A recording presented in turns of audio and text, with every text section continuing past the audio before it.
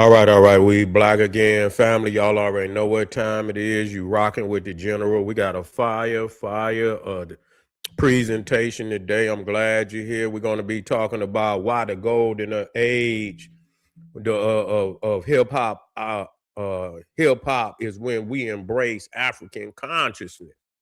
Why the golden age of hip hop is when we embrace African consciousness. Yeah, we about to go into this deep, family. Yeah, everybody want to talk about the Pan-Africanism, but we're gonna show and prove. We got a resume that stands out from all others. We in the house. We live, family. All right. Before we get started, make sure you get over there to Patreon, generalseti. The link is right at the top of the chat. Over 600 fire presentations. I want you to get over there, get access, man. As soon as you show up, you blow up. You feel what I'm saying? You can start at the lowest tier, and it's already a treasure chest in the lowest tier. So you might as well just get on over there and get that work. You understand what I'm saying? We're talking about why the golden age of hip hop is when we embrace uh uh uh African consciousness. You didn't have this type of movement. Let's talk about the golden age. And for a lot of people, see, this is when you got to be a connoisseur of music. You see, you got to be a connoisseur of music. You got to study the music like you study any subject, in the university, whether it's geography, mathematics. You got to study music, especially your own classical musics, and everybody should understand hip hop. If you in, that's why, our young brothers and sisters right now today is unaware of the greatness of the music. And I'm gonna just say it off top that the greatest era of hip hop is when our people embrace African consciousness. The Christian niggas didn't have, y'all had it. Y'all couldn't do nothing but rap, poverty rap. That's all y'all could do. Poverty rap. You understand what I'm saying? Niggas didn't have no consciousness outside of the church, which is phony. That's a trap. You see what I'm saying? It was the African consciousness that showed the black man that he and black woman that they was the mothers and fathers of civilization and culture. At no time has a FBA ever said anything other than y'all late. We done did that. You understand? Y'all ain't never had no movie. See, the music. See, you got to affect the music. See, no other consciousness has affected. Yeah, you got your. We talking about in popular black culture. You see what I'm saying? You didn't have, y'all ain't pop nothing off. You see what I'm saying? Y'all ain't pop nothing off. Only the African consciousness popped off a mass movement in hip hop. We're talking about social movement too. That was really the only time where you had a social movement in hip hop. The only time was when African consciousness was there.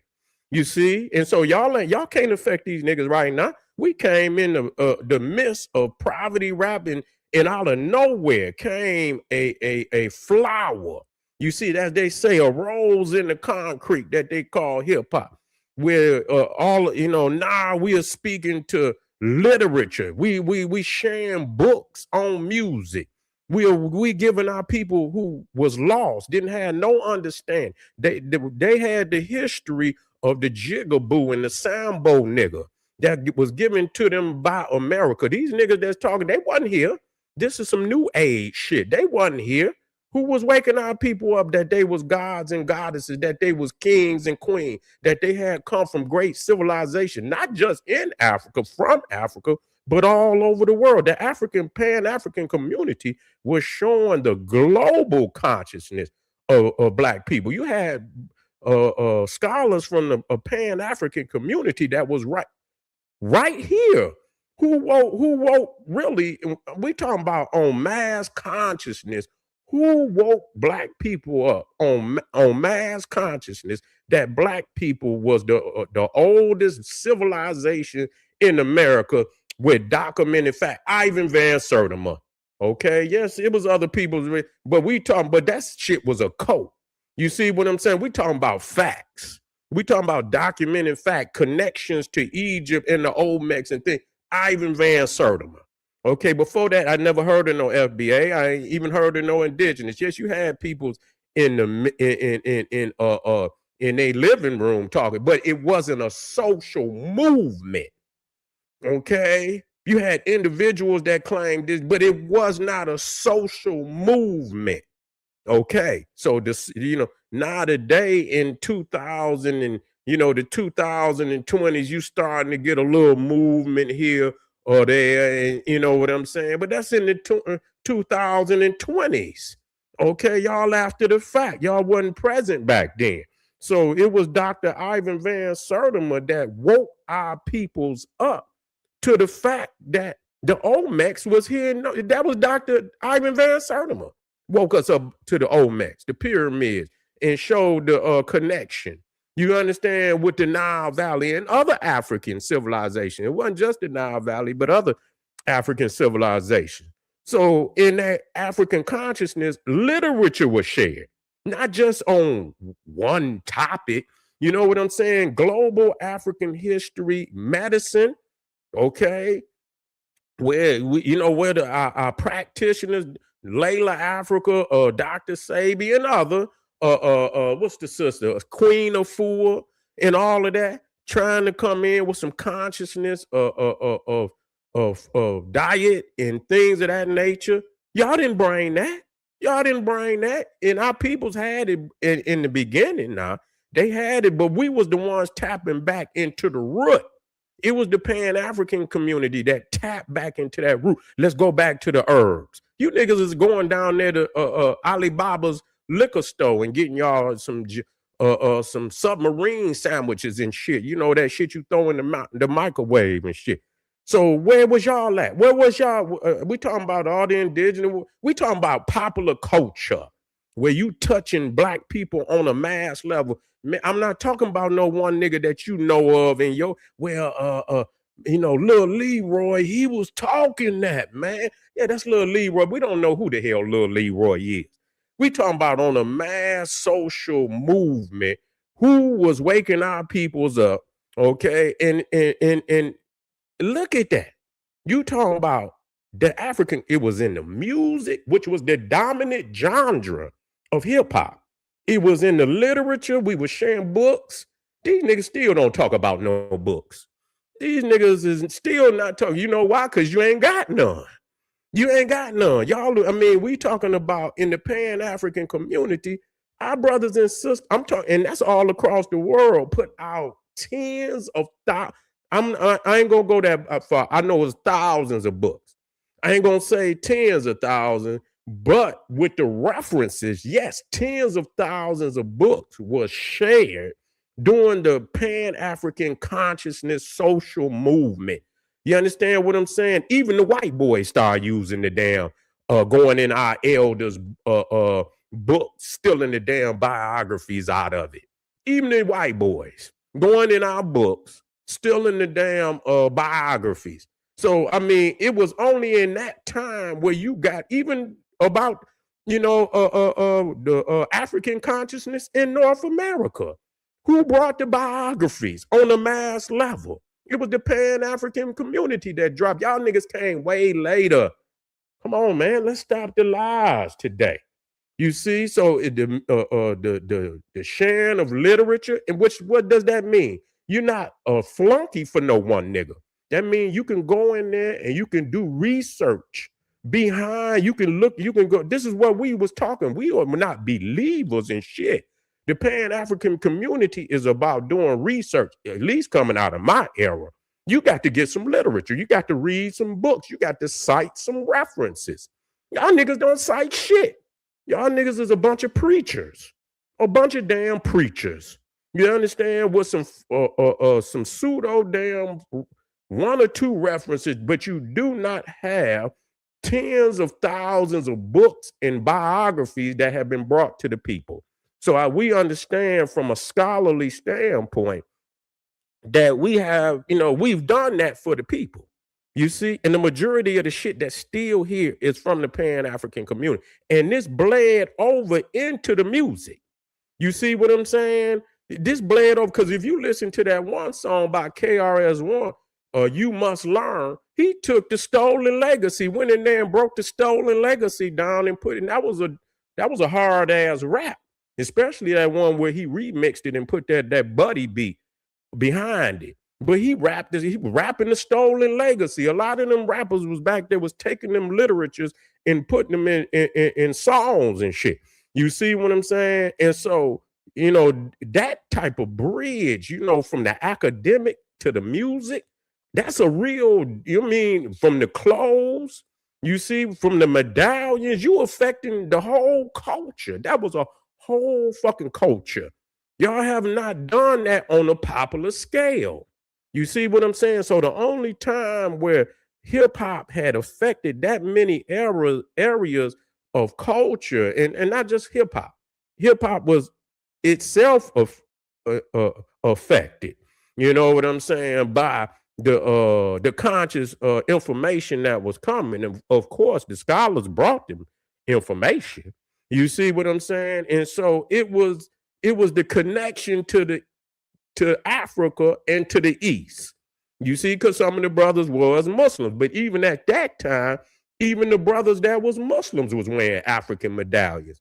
They also was connected. Rakim, who many people consider Rakim the greatest lyricist of all time, he was also bringing the consciousness of African, and knowledge and connecting us to the ancient Egypt. It was so powerful that even Michael Jackson had to come with the goddamn Remember the Times.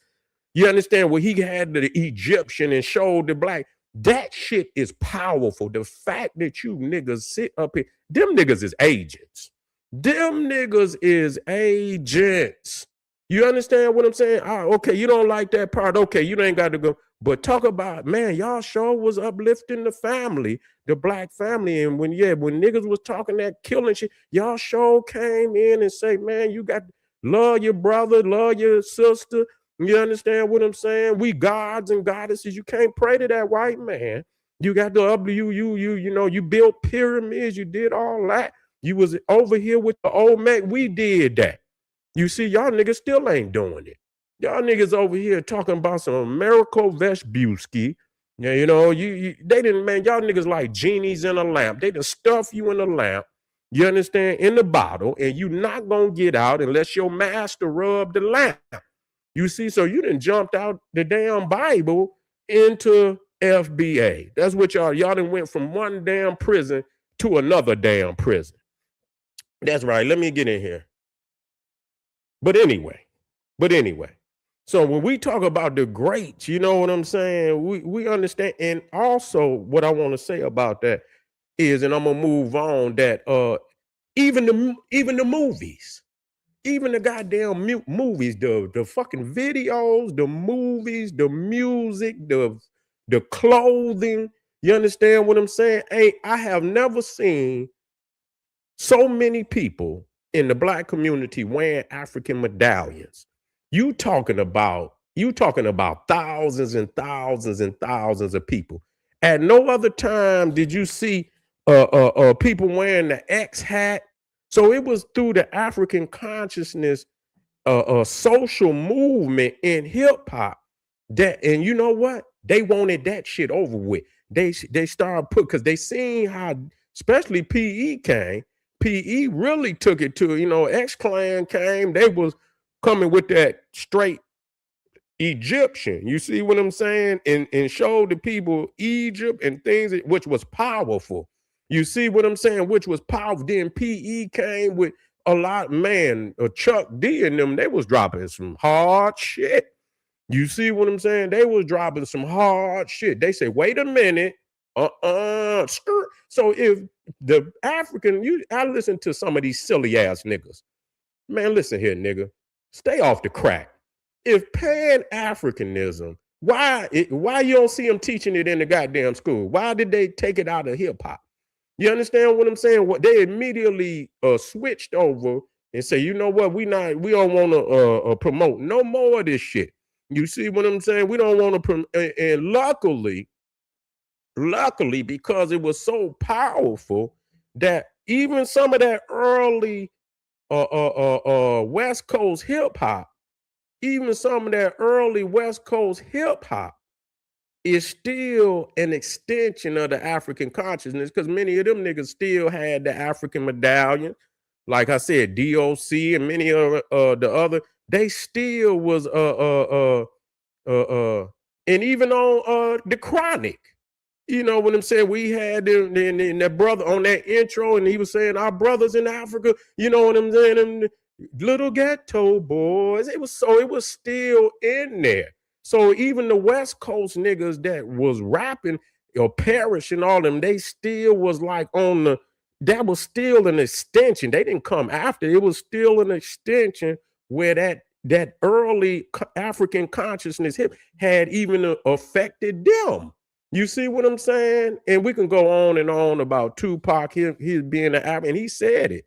You understand? Having an African name gave him an identity, something where he say, God damn it, you can walk around Joe and nobody give a fuck with your. He say when people know you got a name that nobody heard of, they say they want to know what it means. If your name Joe or Jill or don't nobody want to know what the fuck your name means. So it gave people identity.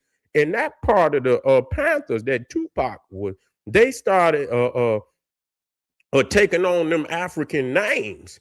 Them was the motherfuckers that was really, we talking about putting in work. Them was the ones over here putting in work that they lock up in the motherfucking prison forever, throw away the goddamn key. You don't have to flee the goddamn country. They was over here putting in work while y'all niggas, it's sad. Them niggas is agents, man. We gonna stay on these niggas. You feel what I'm saying?